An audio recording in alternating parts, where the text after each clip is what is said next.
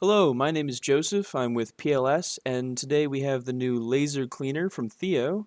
The one that we have right now is the TM-300G Stinger Edition, and we're going to take a quick look and see exactly what it can do. I ran a short test just so I could figure out how this machine works, and this is what I managed to come up with. I'm using one of four settings in terms of how the laser actually cleans. This is the wave setting, and I had to go over it a few times to get that result, but overall it is identical to how the system works, how it runs. Like right here we have the gas tank with the quick connect leading down over to the back of the machine, and with the laser welder you have all these different cables. With this one you only have the power and the gas. The other three right there you don't actually have to have, and quite frankly some of them are relatively confusing, like this one here, the Ethernet. Now let's go look at the in quotes gun. With the laser welder, you have an actual gun style handle. You have the trigger, you have the wire feed guide, you have the nozzle guide, you have all this stuff. With the laser cleaner, you have this thing. I don't know how to describe this, but as you can see here, there is a very large lens right in there, and that's what actually allows the laser to focus just like the laser welder. So what we're going to be doing next is we're just going to continue cleaning this plate here, and then we're going to transition over to that angle, and we're going to see how well it can clean, because obviously it's a cleaner, so it's supposed to clean and make it look nice, but I want to see how well it does on rust, especially something that rusty, and so let's get to it.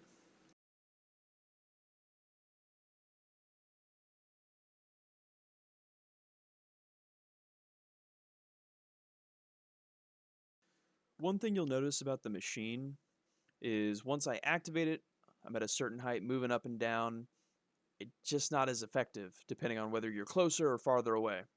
So figuring out that perfect height for what you're cleaning, that'll probably be the most difficult part.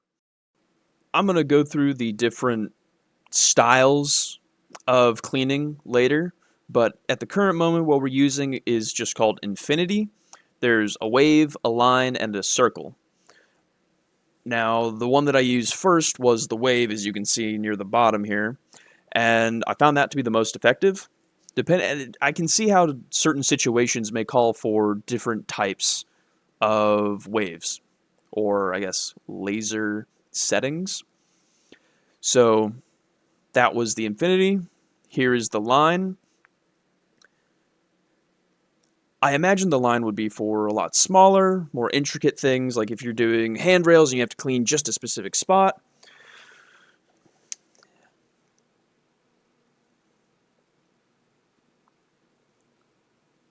You can see as I'm going that there is definitely a difference in quality based on the height of of what I'm holding. Um, it even looks like it's starting to burn a little in there.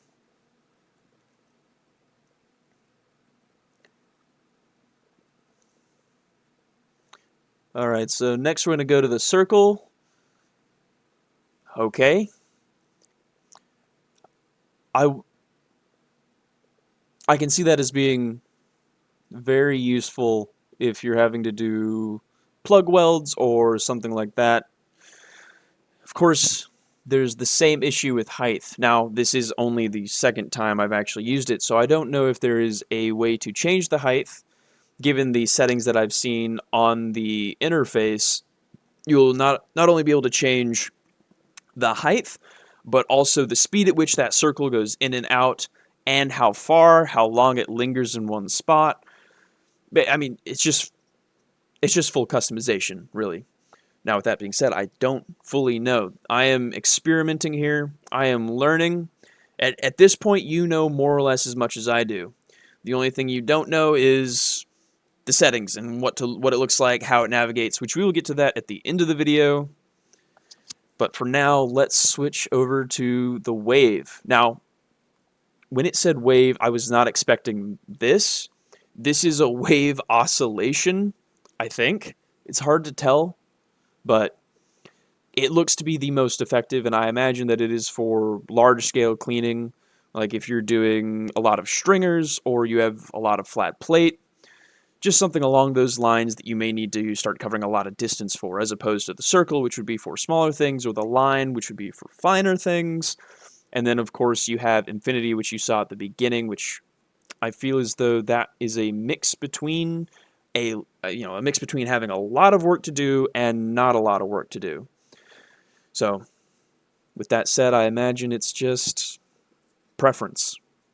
I'm sure that there's some difference in efficiency and utility that will be discovered later, and I will post more videos later on about that, just trying to figure it out, trying to learn as much as I can, and as I learn, I will post videos about it so I can show y'all how it actually works so you can be even more efficient with it than just hoping. I know this is a very new technology, so it can seem odd, strange, alien almost, but I'm hoping I can learn for you, and then you can watch these videos and figure it out.